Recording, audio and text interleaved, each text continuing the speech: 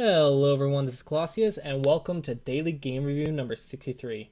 Today we have Raein 18Q versus Takashimaya, hope I pronounced that correctly, 15Q. 18Q versus 15Q. So we are going to look at how they apply the basics, if they understand the basics, and what they can do to improve themselves. So let's go ahead and start and look at the game. Alright, we got a Niren save versus a dual 3-4s.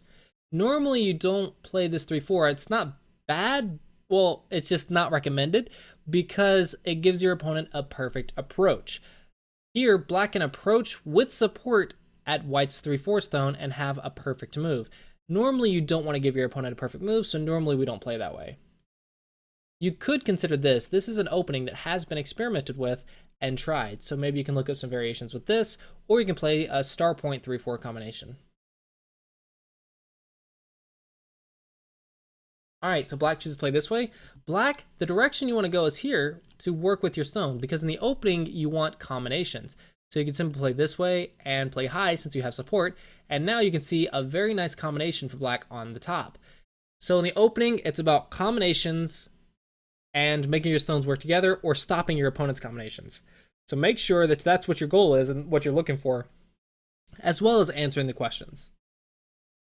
All right, so we play this Joseki, which is a little complicated for 15 Qs and 18 Qs, and I think you don't know it because this is not the move. This is the move. Almost every variation, this is the move. So I think you need to look it up and study it, and it's very complicated, so I wouldn't recommend playing this until maybe single digit Q because so many variations and so many ways to mess this up that maybe it's a little too dangerous right now. However, if you want to play it, I won't say don't play it. I'm not going to say that. I'm saying study it first. You need to understand the variations, how to play them, and what the different variations are before you play something like this, because it's a little complicated and very easy to mess up. And if you mess it up, it's going to be a very nice result for your opponent. However, if you study it and learn it and your opponents don't know it, then it could be a very nice result for you. So the avalanche, this is also called the avalanche Joseki. This is something that actually the idea is when you want to face this direction on the left instead of the top. So I still think the Joseki choice should have been the other one, even if you want to play this one. But this one locally isn't bad, but globally I think it's the wrong direction. However, playing this one, you're just going to get cut, and it's going to be a little difficult for you. All right, so your opponent gets a good result in the corner, so that means black must stop. Here, you want to just go ahead and defend. You have 3 stones, so you want to normally jump over 1, 2, 3, 4, and jump right here. Seems okay. You could also consider going one further to help the corner, but normally you want to go 4. Since you have support, normally you want to go like high, but in this case it looks a little strange because there's invasion points right here, an invasion point right here, so I'd still go low. However, this shape isn't perfect because white can still play a shoulder hit to push you down, so you hardly have any influence locally. Maybe you could even consider going here, and then when white goes in, you can attack. It's a little close to your thickness, but maybe it's okay. However, that is me trying to justify what to play with a bad shape and a bad combination. Therefore, I think the thing you should take from this is play the proper Joseki and study the Joseki before you try playing it in a game. Otherwise, also play the right direction. You want to play on the top side to make your combination, not the left side. For that corner, anyway. All right, so black plays one more. White defends. And black plays an approach. However, there's a couple things we need to note, black. First, where's my weakness? This is not thickness if it's not alive. So you need that extension, and now you could go here for sure, or maybe you can go here and try and attack white if he comes in. However, you need to give this an extension. Without an extension, this thing will have no support, and if you do something else, white can easily come in and attack your thickness, and now it's a weak group. Even if black plays this way, white comes up. Now you can see black is getting weaker and weaker and weaker because once white gains some stones around this area with some variation, white can then start surrounding and attacking it. And now you can see white's getting the influence instead of black. So go ahead and defend your weakness first. Now let's look at the issue of this move. This move is a one space away approach. Normally it's okay. However, you're approaching from the wrong side. You want to approach from the side that stops the Shamari. This is the side you want to approach. However, I understand that maybe you wanted to play the bottom side because it's more open than the left side.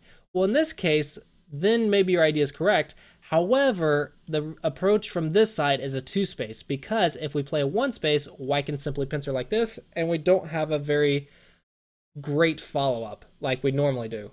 So this is a little too close. Also, if white chooses to make a Shamari and you 2-space jump back, then white can also pincer and attack these 2 stones. Therefore, in this case, it's too close to thickness and the variations aren't super great for black. So normally if you approach from this side, it's a 2-space instead of a 1-space. Okay, so you played here. White did do that. No, white did this. An attachment, white, you don't want to attach to single stones because it'll make them stronger. You could have got a little advantage here. However, in this case, you are making black stronger, and now black will be able to easily deal with the stone. So when you touch, you want to Hane, and then take the tiger's mouth, Atari here. White extends, and black extends. This would be kind of an expected result. However, there's a lot of Aji, a lot of weakness in this area for black to invade.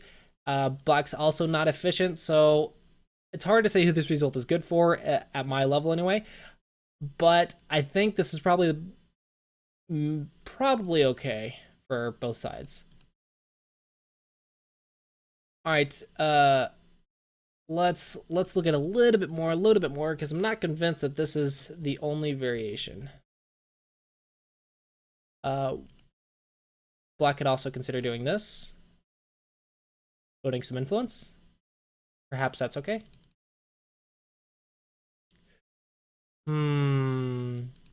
Difficult. I think I would need to actually think for a little bit longer than I would want to for a video. However, black, normally this is not the move. Normally it's not the move. All right, so that's what the normal result would be. It was a Hane, take the tiger's mouth, get the free Atari, and then connect, extend. That would be a common variation you would first think of. And then maybe if you don't like it, you can try to find something else. However, this isn't going to be good enough, because now white can extend, black plays, and then white takes the tiger's mouth here, and you can see white got the corner, but black doesn't have that influence that he had in the other variation. Now black just has a weak group that he has to defend, and if he tries to go down, then white can simply pincer, and black does not have the extension for a base, so now black has a weak group. In this case, white is getting points on the board, and black is getting nothing but weak groups. So this is not a good result for black. So black, make sure you defend yourself and get those bases first before you start going somewhere else. White, a Tanuki, when there's weakness, normally isn't good. Also, this is not an approach. This is a mistake, because once black defends a very large corner, you have only 3 liberties, and if you try to go up, black will get a Hane headed 2, and you have nothing but a very weak group. This isn't the way to approach a corner. The approach a corner is 1 space away. This gives you variations to play and good follow-ups and good efficient follow-ups. But this is going to be very inefficient for you and a good result for black, because black will be able to surround, attack you, take advantage of your shape, and just gain profit locally, and you're going to be very inefficient, and black is going to be extra efficient. So black is going to get way more than white locally. Therefore, this is almost never played. All right, white extends. Black, go ahead and defend your corner. It's white space and your base. However, black chooses to take the influence. Well, now it's not completely inefficient for white, because now white can take the corner here and then extend here. Here, you want a 1 space, because if you 2 space, maybe there's a double Hane, because you have bad liberties.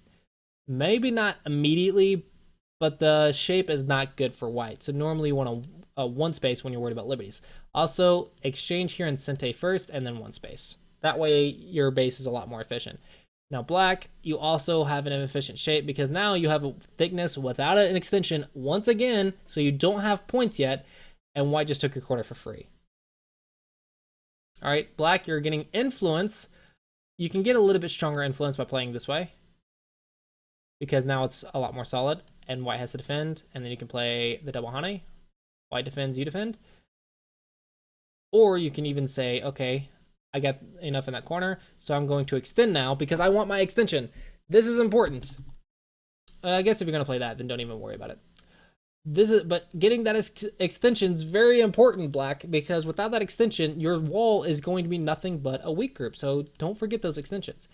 This is a little loose because now white can Hane and then potentially cut because black only has 3 liberties. When black has bad liberties, well, then things can go wrong. Now, I'm not saying the cut works immediately because it looks like there's some questions about it. However, you can see that it's a lot weaker than if you had just had a solid wall. So I did do this and extended like this. Now I'm pretty sure the cut does something. Now I'm pretty sure the cut works. All right, now white chose to go this way. White, you should be looking at the right side now because you're pretty much alive. So I would start looking at destroying the right side and making the wall completely pointless because this wall is pointless. Now you need to make this wall pointless.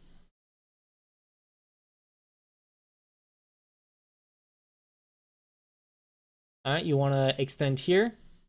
That way you don't have all these cutting points. If you have too many cutting points, then things can go wrong. For example, what if I go here and then double the Atari? Watch your cutting points. Oh, black did go here. Good job, black. Now black's getting some profit. And white, you still need to live in that area. Running away here is not the move to play because this is the vital point. It's the Ponuki, as well as another Tiger's Mouth. So this vital point, and I'm pretty sure white's gonna die. Therefore, definitely need to live. Because you can't just die on the side. Black, you want to surround when you attack, so a knight's move here is a little bit better locally, but I'd still go and kill the whole side. Alright, white plays. And then you're changing directions, black. Don't change directions. Keep pushing them the same direction and push them towards your wall. That's how you attack. This is also a very good result for black because black's getting a lot of influence and also supporting this weak group from afar. White is in a lot of trouble, and you can see that this is just going downhill for white very quickly. This is a broken shape. White is cutting through 2 black stones. This is not the way to play, not the way to attack, and now your combination is not that good. Therefore, this attack is a failure from this side. White plays here. You could also think to Hane here to threaten to kill the stone, and then play a Tiger's Mouth, and it's just so ugly for black if this happens. Therefore, black has to play here, and you can just kill the stone.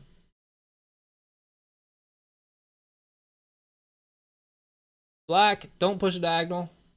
Pushing a diagonal is normally not recommended due to the fact that you're just helping white connect.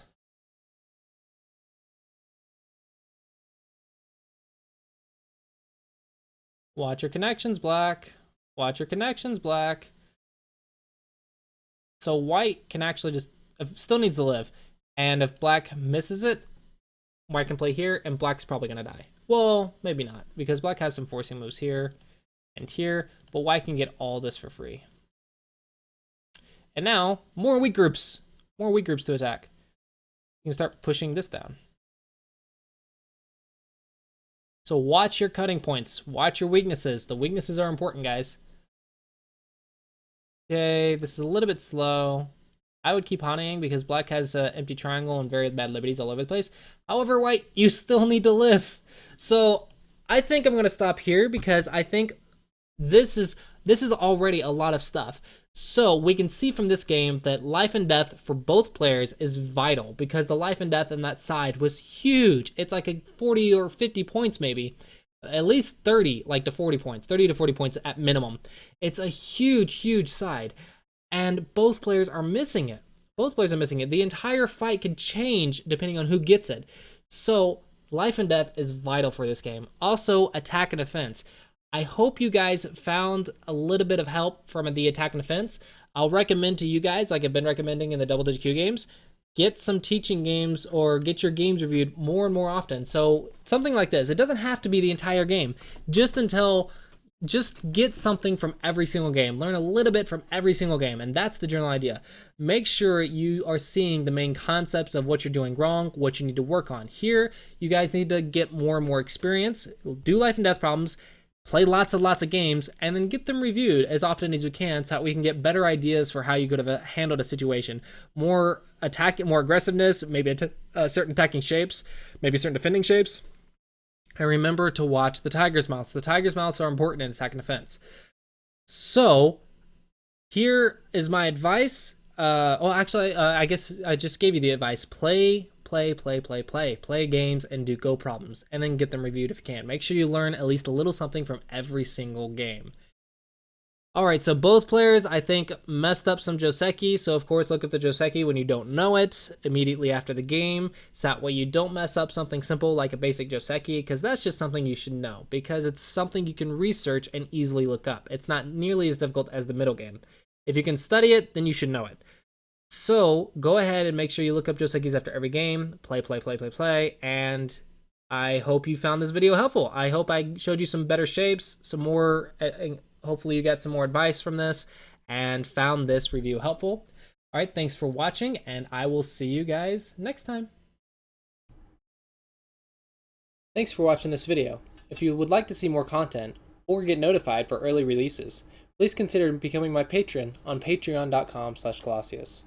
This helps support me as a Go instructor and helps release more content. Thanks to everyone who supported my teaching, and see you guys next time.